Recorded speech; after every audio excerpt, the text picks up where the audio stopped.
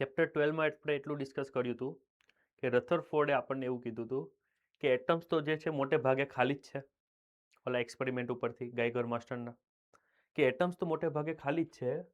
એનો જેટલો પણ પોઝિટિવ ચાર્જ છે એ બધો પોઝિટિવ ચાર્જ સર સેન્ટરમાં છે, જેને આપણે ન્યુક્લિયસ કહીએ, જેની રેડિયસનો અંદાજ હોય રથરફોર્ડે આપ્યો તો 10⁻15 મીટર.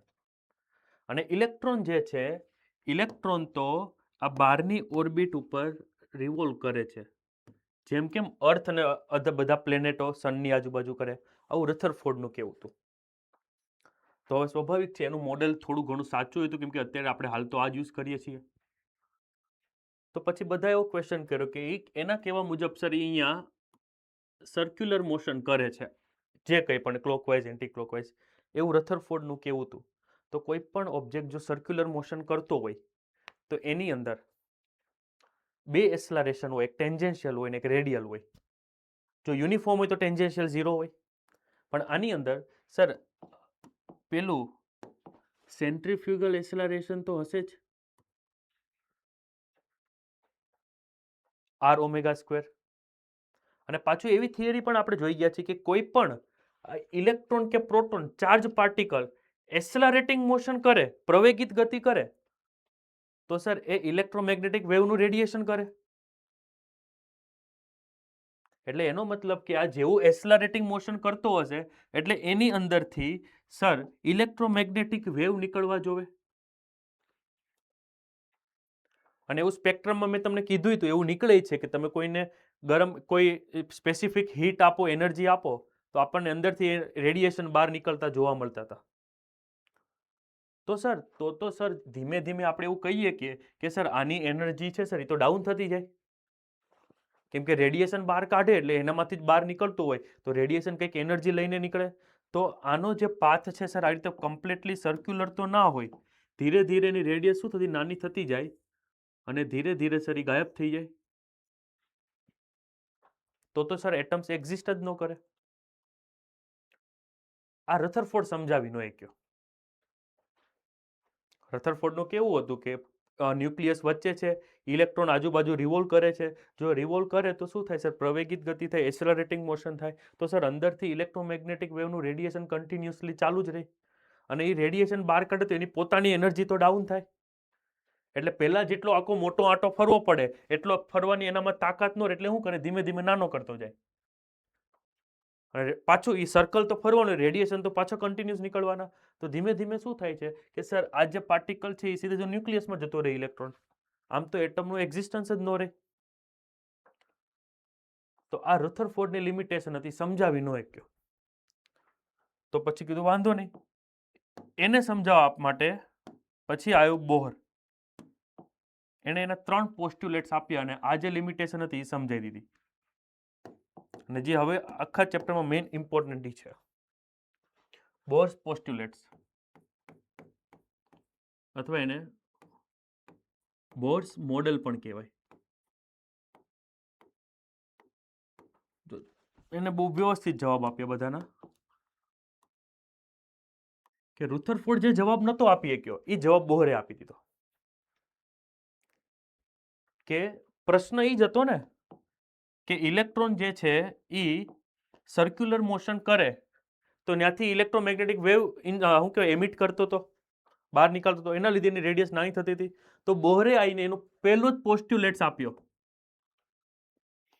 અને જે કંઈ પણ કન્ફ્યુઝન હતું એ હટાવી દીધું કે ઇલેક્ટ્રોન જે અહીંયા સર્ક્યુલર મોશન કરે એ એવી જ ઓર્બિટમાં કરશે, ગમે ત્યાં નહીં કરે જ્યાં મન પડે ત્યાં. એ એવી જ ઓર્બિટમાં કરશે કે જ્યાંથી કોઈ પણ ઇલેક્ટ્રોમેગ્નેટિક વેવનું રેડિયેશન એમિટ ન થતું હોય. આ ફર્સ્ટ ક્લિયર. એટલે એણે કીધું કે ઇલેક્ટ્રોન કોઈ એવી જ ઓર્બિટમાં રિવોલ્વ કરશે કે જ્યાં કોઈ પણ રેડિયેશન એમિટ નહીં થાય. તો ડાયરેક્ટ જવાબ આમ આપો તો રુથરફોર્ડે નો આપી દે કે તમે કહો છો રેડિયેશન એમિટ કરે છે એના લીધે રેડિયેશન નાની થતી જાય છે, ચલો રેડિયેશન બહાર જ નહીં કાઢે, વેવ નીકળશે જ નહીં ભાઈ. પણ બોહરે એવું કહ્યું તો બીજો પ્રશ્ન કર્યો કે અચ્છા માની લઈએ થોડી વાર માટે કે ચલો ઇલેક્ટ્રોન છે એ એવી કોઈ જગ્યાએ ફરે કે જ્યાં રેડિયેશન બહાર ન નીકળે, તો એવી કઈ જગ્યા, તો એને સ્પેસિફાઈ કરવા માટે એનો બીજો રૂલ્સ આપ્યો, બીજો પોસ્ટલ્યુટ. ફર્સ્ટ ખબર પડી ગઈ? ક્લિયર? ફર્સ્ટમાં શું હતું કે નો રેડિયેશન એમિટેડ. તમે એકવાર વાંચી લેજો, એ તમને ખ્યાલ આવી જાય. એવી ઓર્બિટ ગોતી લે. તો સર કે એવી ઓર્બિટ કઈ? તો એવો સેકન્ડ પોસ્ટુલેટ્સમાં આપ્યો, જે ઇમ્પોર્ટન્ટ છે ન્યુમેરિકલ આપણા એપ્લિકેશન માટે, કે એવી જગ્યાએ કે જ્યાં એનું એંગ્યુલર મોમેન્ટમ મીન્સ કે MVR, સર્ક્યુલર છે એટલે એંગલ તો 90 જ આવે, કે જ્યાં એનું angular momentum A NH/2π, where n is quantum number 1 2 3 means કે કોઈ પણ ઇન્ટીજર, કે જ્યાં એનું એંગ્યુલર મોમેન્ટમ h/2π ના મલ્ટિપલ ઇન્ટીજર જેટલું હોય એવી ઓર્બિટમાં જ ઇલેક્ટ્રોન ફરશે. બોલો ક્લિયર? કોઈ ડાઉટ? તો પાછો પ્રશ્ન એ થયો કે સર તો આપણે જ્યારે કોઈ પણ એટમ્સને સફિશિયન્ટ એનર્જી આપીએ છીએ તો આપણને જે ઓલી સ્પેક્ટ્રમ લાઇટ બાર મળે છે, કે જે રેડિયેશન આપણને લાઇટ બાર મળે છે, એ ક્યાંથી આવે છે? આમાં તો ઈ થયું કે નથી કરતો. તો એ કીધું ઉભા રહો, આપણે ક્યાં ભાગી ગયા? અને થર્ડ પોસ્ટ્યુલેટ્સ આપ્યો. એને એવું કીધું કે ઈ તમને જે એમિશન મળે છે લાઇટનું, એ ત્યારે જ મળશે કે જ્યારે ઇલેક્ટ્રોન ટ્રાન્ઝિશન કરશે.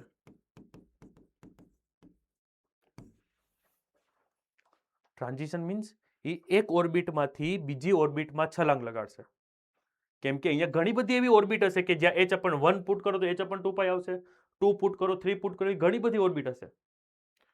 તો એમાંથી જ્યારે એ એક ઓર્બિટમાંથી બીજી ઓર્બિટમાં છલાંગ મારે ત્યારે જે બહાર નીકાળે એ તમને મળે છે, ત્યાં સુધી મળશે નહીં. બોલો ક્લિયર? એટલે જ્યાં એનું રેડિયેશન એમિટ નતો કરતો એ જે ઓર્બિટ છે એ ઓર્બિટને સ્ટેબલ ઓર્બિટ કહેવાય છે.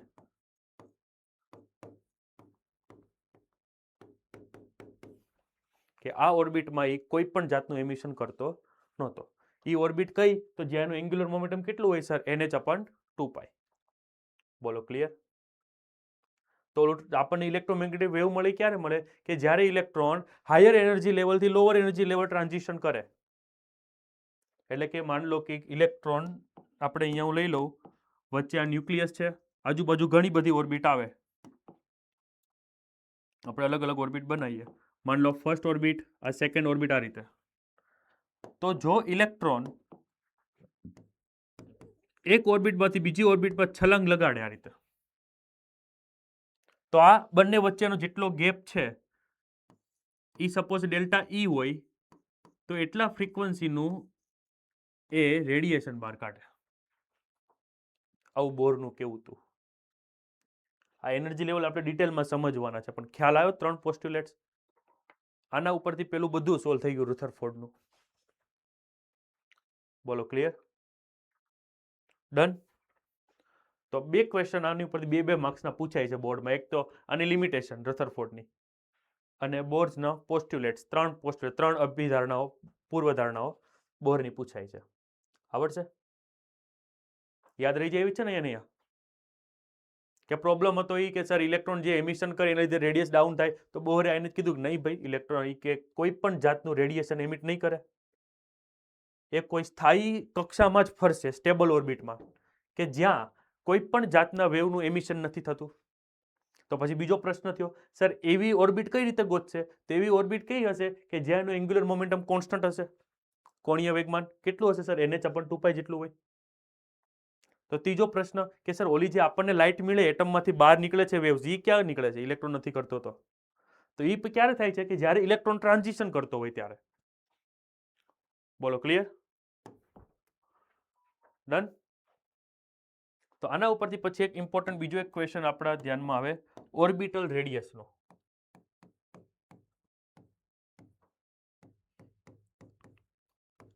આગળ જે આપણે રથરફોર્ડ વાળો જોયો એ હવે અહીંયા કામ ન લાગે. કેમ કે સર એમાં તો એવું હતું, એક જ ઓર્બિટ હતી. આમાં તો n નંબર ચેન્જ થાય એમ ઓર્બિટ ચેન્જ થતી જાય. તો આવી ઘણી બધી ઓર્બિટ હોય તો દરેક ઓર્બિટની રેડિયસ આપણે જોઈએ તો n પ્રમાણે બદલાતી રહે. તો આપણે એ ફાઇન્ડ કરવાનું છે. ઓર્બિટલ રેડિયસનો ફોર્મ્યુલા તો જો સિમ્પલ મેથડ જ છે, જે રથરફોર્ડમાં કર્યું તો એ જ વસ્તુ અહીંયા અપ્લાય કરવાનું. માની લો કે આપણી પાસે કોઈ ઇલેક્ટ્રોન છે,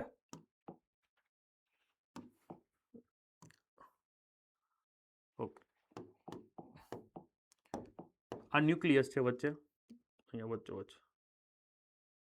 બધો પોઝિટિવ ચાર્જ અહીંયા છે કોઈ પણ એટમ્સનું, બરાબર. આ તો તમે ઘરના છો એટલે કહી દો કે આ બોરનો જે નિયમ હતો ને એ એવા એટમ્સ માટે જ લાગુ પડે જેની અંદર એક ઇલેક્ટ્રોન હોય. હે અત્યારે આપણે જોઈએ, ચલો અહીંયા માની લો કે કોઈ પણ એવો છે, કોઈ પણ એટમ્સ છે તો એનો બધો પોઝિટિવ ચાર્જ તો અહીંયા જ હશે સેન્ટરમાં. અચ્છા, તો એ પોઝિટિવ ચાર્જની હું વાત કરું, સેન્ટર ઉપર જે પોઝિટિવ ચાર્જ હોય સર એ કેટલો હશે સર? ઝેડ ઇન્ટુ ઈ જેટલો હોય.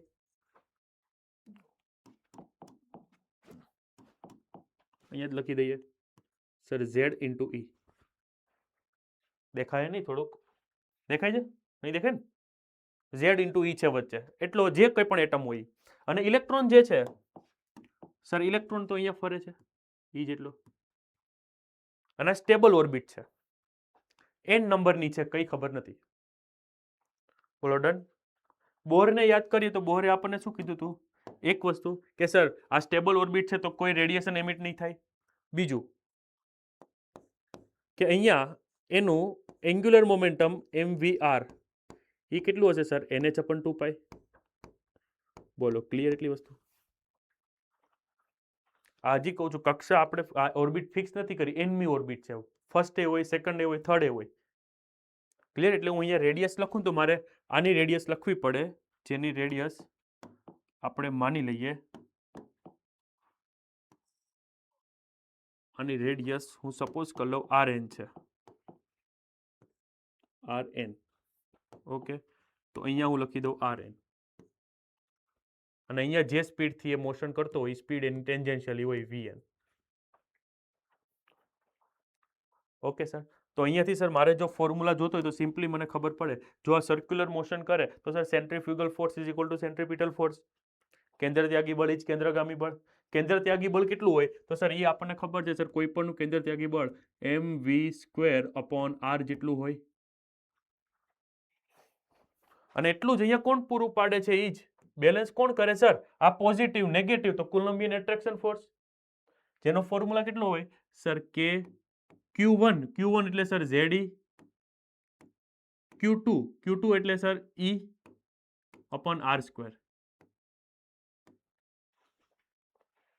બોલો ક્લિયર? એટલી જ વસ્તુ સેમ જોઈએ સર, એક એક આર કટ થઈ જશે, એક એક આર કટ.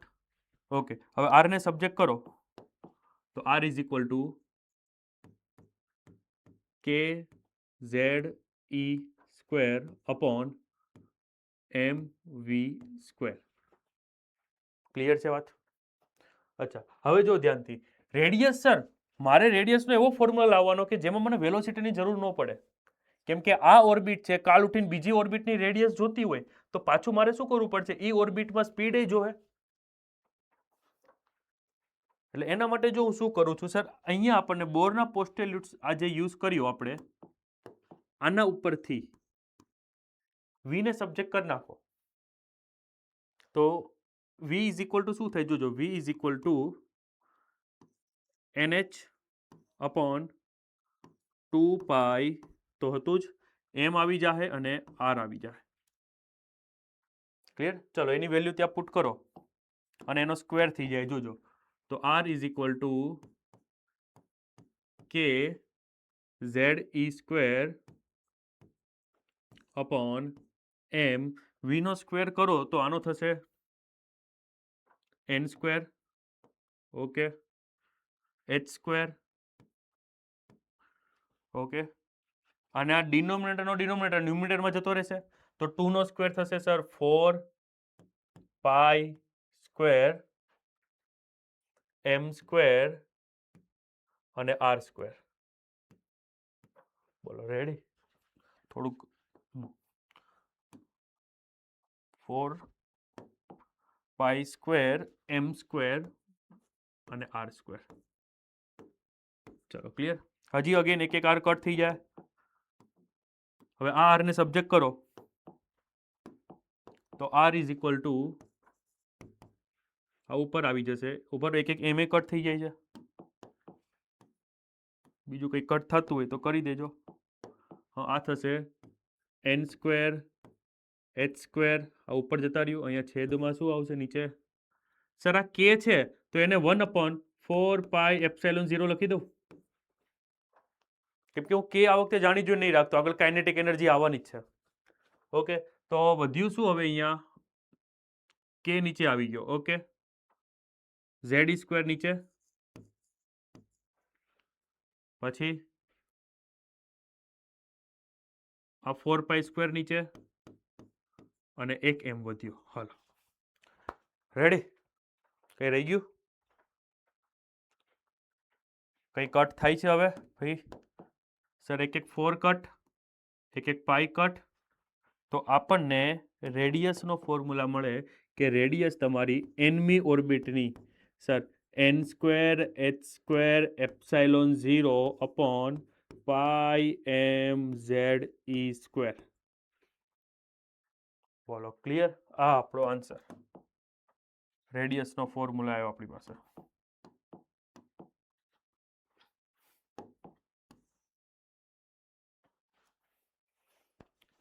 યાદ રહે? ડેરિવેશન તો સિમ્પલ જ છે. Centrifugal is equal to centripetal. બસ વી માટે રથરફોર્ડમાં યાદ કરો, વી રહેતો તો અહીંયા. આમાં વી ની જરૂર જ નથી. આમાં કેટલી વસ્તુ કોન્સ્ટન્ટ છે તમે જુઓ તો sir H constant, epsilon 0 constant, એની વેલ્યુ ફિક્સ છે. પાઈની વેલ્યુ ફિક્સ છે. માસ ઓફ ઇલેક્ટ્રોન ફિક્સ છે. ઝેડ ચેન્જ થાય સર, એટમ બદલાય એમ. સર એની વેલ્યુ ફિક્સ છે. આ બધાની વેલ્યુ પુટ કરો ને તમે આન્સર લાવો ને એટલે કંઈક આવો આવશે. Sir R N is equal to 0.53 angstrom અને અહીંયા વચ્ચે કોણ ઉપર? N square upon Z. બોલો ક્લિયર? આ યાદ રાખવાનો છે.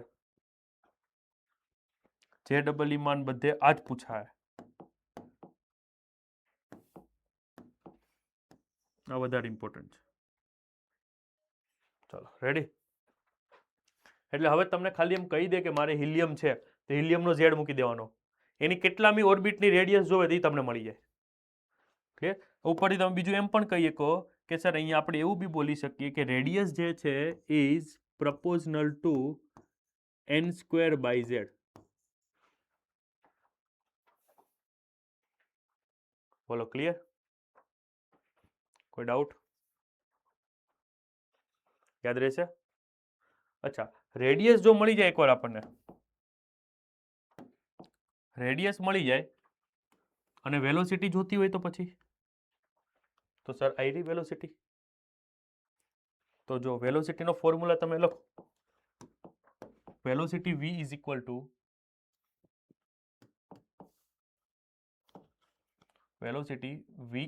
ટુ ફોર્મ્યુલા શું કહે છે sir? N H upon 2 pi એમ.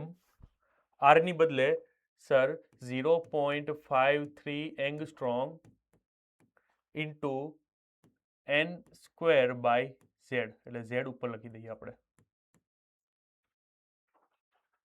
તો તમને વેલોસિટી મળી જાય. Sir velocity v is equal to constant છે, આગળ પાછળ લખી દે સર. એચ કોન્સ્ટન્ટ છે, નીચે 2 પાઈ એમ 0.53 એંગસ્ટ્રોમ એટલે 10⁻⁻10 અને અહીંયા ઉપર સર એક ઝેડ વધે, નીચે એક એન વધે. બોલો ક્લિયર? તો સર આ બધું તમે સોલ્વ કરશો એટલે મને એક્ઝેક્ટલી ખ્યાલ નથી પણ 2.18 ઇન્ટુ 10⁻6 ઝેડ બાય એન આવશે. તમે કેલ્ક્યુલેશનમાં પછી કેલ્ક્યુલેટરથી કરી શકો. ચલો રેડી.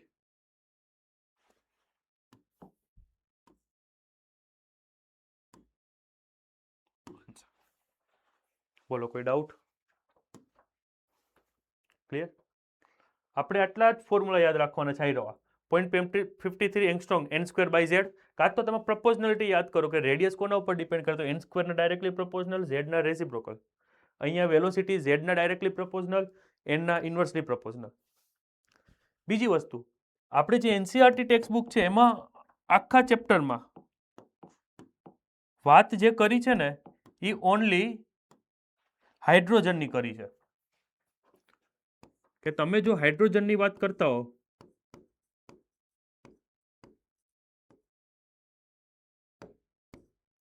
તો હાઇડ્રોજન માટે સર ઝેડ કેટલો હોય? સર હાઇડ્રોજન માટે જો ઝેડની વેલ્યુ વાત કરીએ તો હાઇડ્રોજન માટે sir Z is equal to 1. તો તમારી radius R N is equal to શું થાય સર? 0.53 angstrom n². એમ કે સર ઝેડ તો 1 લેવાનો. બોલો ક્લિયર? હવે એમ કે હાઇડ્રોજનમાં મારે ફર્સ્ટ ઓર્બિટ છે એની રેડિયસ જોવે તો આમાં તમારે n ઇઝ ઇક્વલ ટુ શું પુટ કરવાનું? 1. જો n is equal to 1 put કરો તમે તો તમને રેડિયસ કંઈક મળશે r is equal to 0.53 angstrom. Clear? એને r0 કીધું, જેને બોર રેડિયસ કહેવાય. કે હાઇડ્રોજનમાં ફર્સ્ટ ઓર્બિટની રેડિયસ એટલી હોય. પછી 2 મૂકો તો 2 2 4, આની 4 ગણી થાય. એટલે એમ કહું કે પહેલી જો આ આર એન હોય ને તો બીજી કેટલી હશે ખબર? 4r હશે પહેલી જો આર હોય તો. એટલે ઓર્બિટ જેમ જેમ જેમ દૂર જતી જાય બંને વચ્ચે જગ્યા. ખ્યાલ આવે? કે હું અહીંયા માન લો ઇલેક્ટ્રોન છે, આ પહેલી ઓર્બિટ છે, બીજી ઓર્બિટ દૂર હશે, ત્રીજી પછી 9r હશે. એટલે ખાસ સમજજો. રેડી? અને કોઈ આપણને પૂછે કે આ જ ઓર્બિટમાં વેલોસિટી જોતી હોત તો સર વેલ્યુ પુટ કરો 2.18 into 10 to the power 6 Z1 N1. બોલો આવડે? ક્લિયર? હવે આમાંથી તમને કોઈ પણ ક્વોન્ટિટી પૂછી શકે કે તમને રેડિયસની ખબર પડી ગઈ, વેલોસિટીની ખબર પડી ગઈ. હવે એમ કે ચલો ટાઈમ પીરિયડ જોવે છે આપણે. માની લો અહીંયા લખી દો કેટલી કેટલી આપણને ખબર પડી. પહેલું સર ખબર પડી ગઈ sir radius R N is equal to 0.53 angstrom. શું હતું? n² by Z. જોજો ખાસ ધ્યાન રાખજો, ટેક્સ્ટ બુકમાં ક્યાંય ઝેડ લેવાનો આવશે જ નહીં. કે ટેક્સ્ટ બુકના બધા ઇલુસ્ટ્રેશન એક્સરસાઇઝ હાઇડ્રોજન ઉપર જ છે. હવે રેડિયસ મળી ગઈ પછી સર આપણને વેલોસિટી પણ મળી ગઈ. કે કોઈ પણ ઓર્બિટમાં વેલોસિટી જોતી હોય તો ફોર્મ્યુલા હતો 2.18 into 10 to the power 6 metre per second જ. ક્લિયર? અહીંયા હતું નીચે n ને ઉપર z. ઇટ મીન્સ કે સર આમાં જો વાત કરવામાં આવે રેડિયસ જે છે is proportional to n² by z. Clear? અને આમાં જો પ્રપોઝનલની વાત કરવામાં આવે તો સર z બાય n. બોલો ક્લિયર? ડન? એટલી વસ્તુ ખબર પડી આપણને. હવે એમ કે છે સર ટાઈમ પીરિયડ જોવે તો ત્રીજી વસ્તુ હાલો.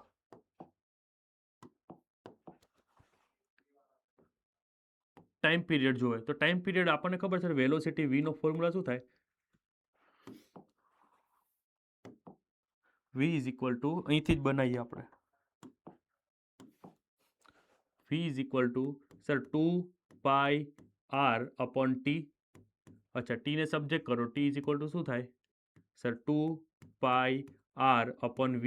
ચલો વેલ્યુ પુટ કરો સર. 2 પાઈ r ની બદલે આવ્યું 0.53 ઇન્ટુ 10 ટુ ધી પાવર -10 થઈ ગયું. નીચે વેલોસિટી 2.18 પેલું બાકી છે પછી પુટ કરું 2.18 ઇન્ટુ 10 ટુ ધી પાવર 6. હવે જોજો ધ્યાનથી, ઉપર r છે તો r એટલે શું થાય સર? n² upon z. અચ્છા, નીચે v છે તો અહીંયા શું આવશે? z એટલે z². ઉપર n એટલે ઉપર શું થઈ જશે સર? n³. બોલો રેડી? કોઈ ડાઉટ? અને એ તમે સોલ્વ કરશો એટલે તમને કોઈ nth ઓર્બિટમાં ટાઈમ પીરિયડ કંઈક 0.15 ઇન્ટુ 10⁻⁻15 સમથિંગ મળશે. મેં એપ્રોક્સી યાદ રાખેલું છો. અને અહીંથી કોને પ્રપોઝનલ sir? n cube upon Z square. એટલે આપણે ખાલી પ્રપોઝનાલિટી જ યાદ રાખવાની છે કે પ્રપોઝનાલિટી જોવા જઈએ તો sir n cube by Z square. બોલો, ક્લિયર? કોઈ ડાઉટ? પછી કાલ ઉઠીને હવે એને ઈચ્છા થાય કે સર આપણને ઓમેગા પૂછે છે. ઓમેગા કોણીય ઝડપ તો શું થાય સર? ફોર્મ્યુલા એ છે સર 2π/t. હું બધું નથી કરાવતો. આમાં ઇન શોર્ટ ડાયરેક્ટલી તમે જોવા જાઓ તો પ્રપોઝનાલિટી શું આવશે સર? 1/t જ આવે. એટલે t નું ઊંધું કરી દો તો શું થશે sir? Z square by n cube. ખ્યાલ આવે છે કે નહીં પડતું? ખબર?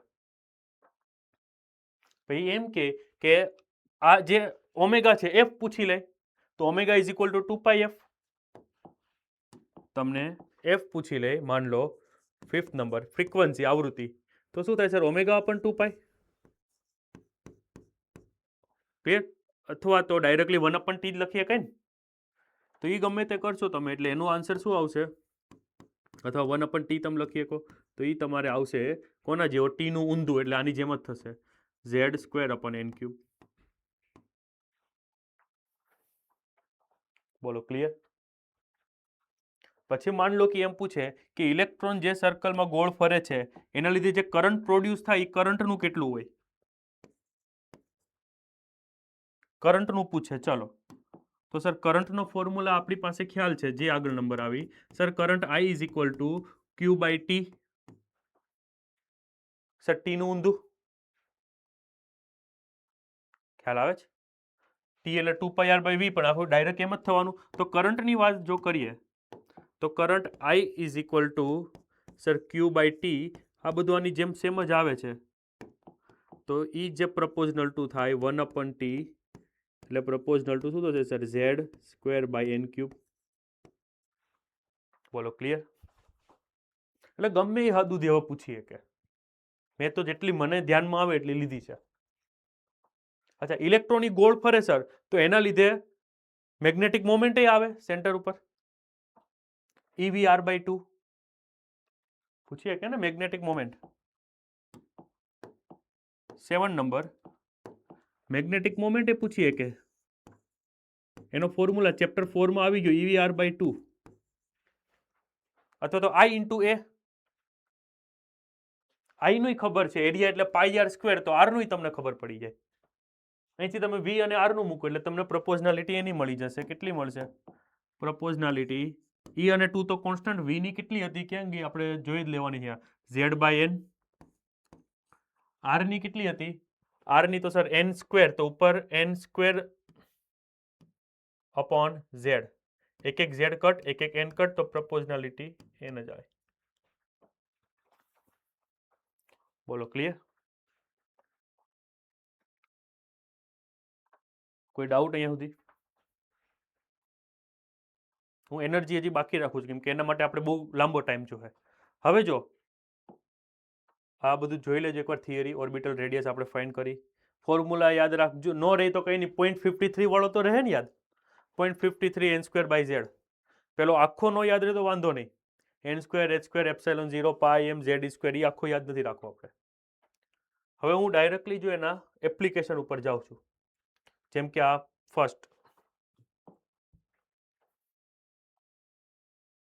Four electron in a second orbit. ચલો, એક ઇલેક્ટ્રોન આપ્યો છે, સેકન્ડ ઓર્બિટમાં છે, of hydrogen. The moment of momentum, angular momentum means of Bohr's model. તો યાર L is equal to NH/2π. n ના બદલે 2 પુટ કરી દો, પતી ગયું. તો આ બધા તો થઈ જાય એવા જ. ચલો આ ક્વેશ્ચન જુઓ એક. The radius of the second orbit in atoms of hydrogen is R. જોજો સેકન્ડ ઓર્બિટ એટલે કે તમને આ જે આપ્યું છે ને એ ખાસ લખવામાં ધ્યાન રાખજો કાળજી કે સેકન્ડ ઓર્બિટ એટલે શું થાય સર R2 એટલે R2 એટલે તમને ખબર પડે સર 0.53 એંગસ્ટ્રોમ R2 એટલે 2 સ્ક્વેર હાઇડ્રોજન એટલે તો 1 જ છે આ તમને R આપ્યો છે અને આપણને શું પૂછ્યું છે what is the radius in third orbit third ઓર્બિટમાં ફાઇન્ડ કરવું હોય તો સર શું થાય 0.53 એંગસ્ટ્રોમ થર્ડ ઓર્બિટમાં જોતું હોય તો 3 3 જા 3 નો સ્ક્વેર કરો હાઇડ્રોજન છે એટલે ઝેડ તો 1 જ આવે આ તમારો આન્સર આર ડેશ પણ તમારે આર ના ફોર્મમાં જોતો છે તો બેનો રેશિયો લઈ લો તો R dash by R is equal to આ તો કટ થઈ જાય 3 3 જા 9/4 મીન્સ 2.25 તમે એમ કરી R proportional to N square hydrogen માટે તો એક જ છે તમને અહીંયા કોઈ પણ નું નામ આપી દે અને આખા ક્વેશ્ચનમાં એક જ એટમનું નામ હોય ભલે હિલિયમ આપ્યું હોય તોય આન્સર આવત કેમ કે ઝેડ પછી કેવો થઈ જાય કોન્સ્ટન્ટ ચલો એ થઈ જશે બરાબર ધ્યાન દી according to bore post hypothesis the angular momentum of electron in any stationary orbit of radius r is proportional to dash ધ્યાન દી L જે છે ઇઝ ઇક્વલ ટુ સર આપણી પાસે mvr હોય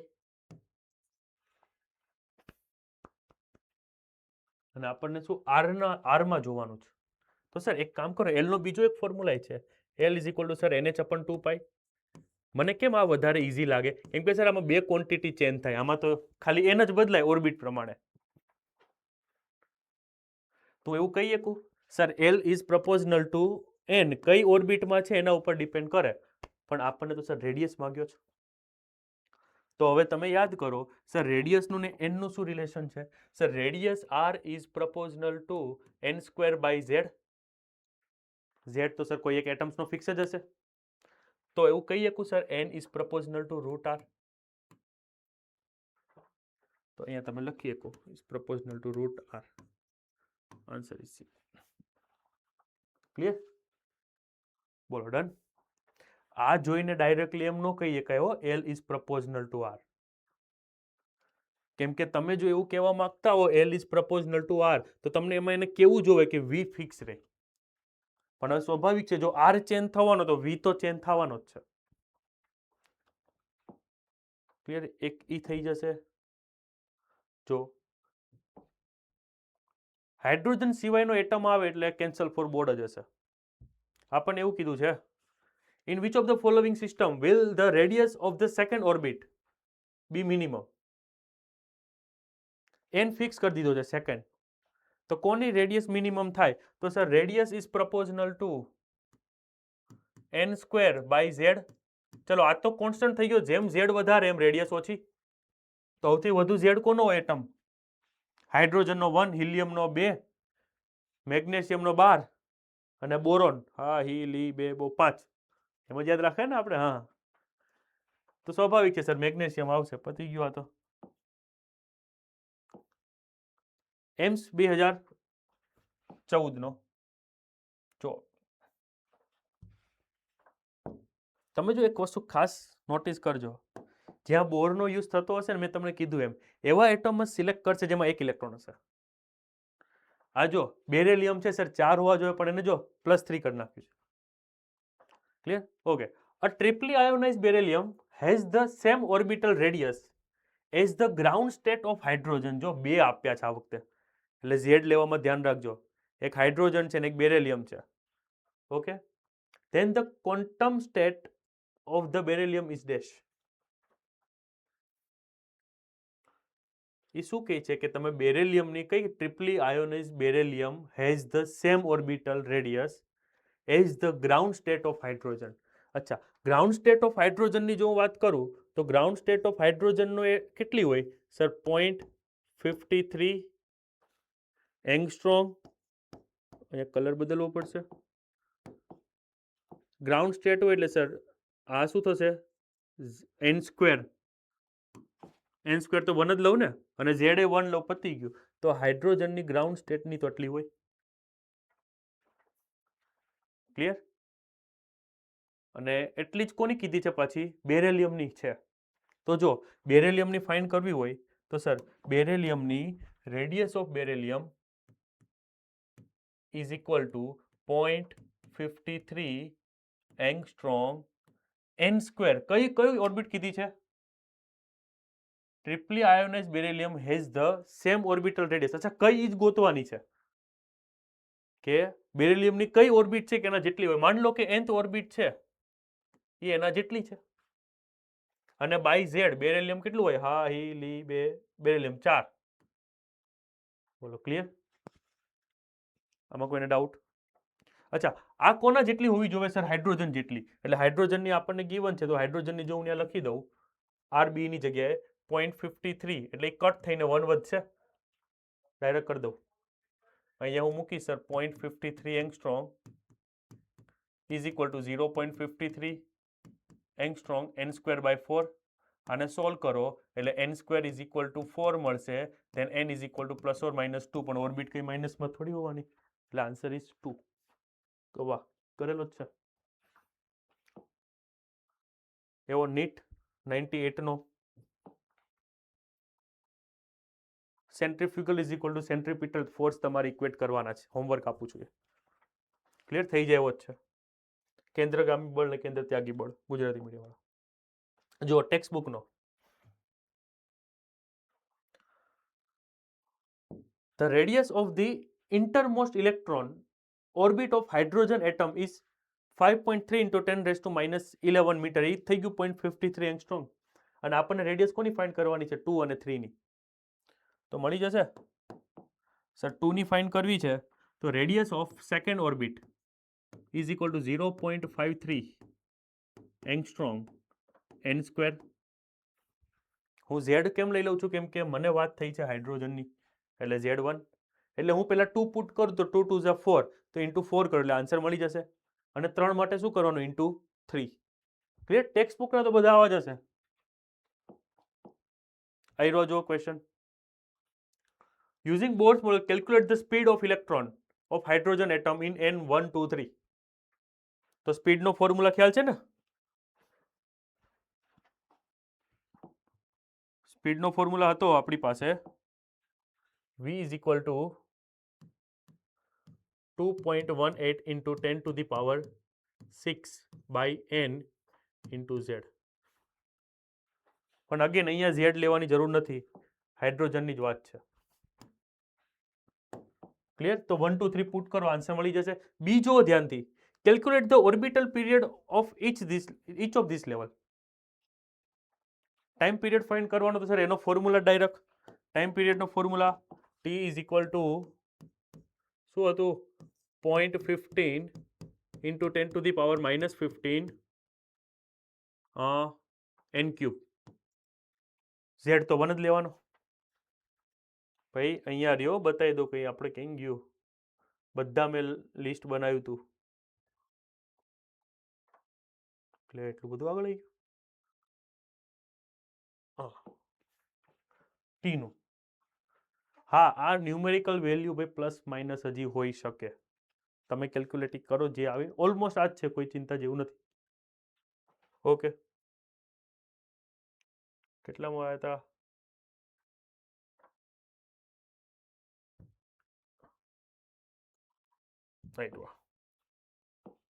ક્લિયર? તો એ તમારે થઈ જશે. જો ટાઈમ પીરિયડ T1 કેટલો મળે છે? 1.5 into 10. એ થયું ને 0.15, એટલે 10 ની minus 15 થઈ જાય. ક્લિયર? નીટ 2015 માં પૂછાણો હતો. Find the absolute speed for the electron in third orbit of helium. જોજો, એટલે સ્પીડમાં તમે ખાસ ધ્યાન રાખજો. 2.2 into 10 raised to 6 divide by n, પણ ઇન્ટુ તમારે હવે હિલિયમ છે એટલે z લેવો પડશે. ઇન્ટુ z લેવો પડશે. ક્લિયર? હિલિયમનો 2 લઈ લેજો એટલે તમારો આન્સર આવી જાય. ચલો નેક્સ્ટ ક્વેશ્ચન ફટાફટ. the angular speed omega of the electron in Bohr's orbit of the hydrogen atom is proportional to omega કોને proportional હોય તો સર ટી નું રેસિપ્રોકલ હતું, ટી નું રેસિપ્રોકલ એટલે 1/n³ હતું બરાબર. ભાઈ મેં તો હમણાં કર્યું એટલે યાદ રહી ગયું છો ડેરિવેશન, તમે જાતે ડેરિવેશન કરજો એકવાર ત્યારે યાદ રહે. ચલો નેક્સ્ટ ક્વેશ્ચન, ફટાફટ આ બધા ક્વેશ્ચનો જો. In Bohr model of hydrogen atom, the ratio of the period of one revolution of electron in n is equal to 2 and n is equal to 1. Time પિરિયડનો રેશિયો કીધો છે તો આપણને ખ્યાલ જ છે time period t is proportional to sir n³ થાય, than t2 by t1 શું થશે n2 by n1 એનો ક્યુબ, n2 છે 2, 2 નો ક્યુબ થશે 8 અને એનો 1 આન્સર છે. મેન્સમાં આવા પૂછાય કે એડવાન્સમાં તો એનર્જી લેવલના પૂછાય છે. ક્લિયર? તો જવા દો ફટાફટ. થઈ જશે રાજકોટ ગુરુકુલ. જય હિન્દ નહીં બોલતા ને એક હારે પાછા. ક્લિયર? અહીંયા સુધી રાખીએ. રેડિયસ એનર્જી લેવલથી આપણે બાકી રાખીએ છીએ. એટલે તમારે જે સોલ્વ કરવાના છે હોમવર્કમાં એ તમે ખાલી રેડિયસ વાળા જ કરજો, એનર્જી લેવલ વાળા આવે ને બાકી રાખજો. હું લખાવી જ દઉં.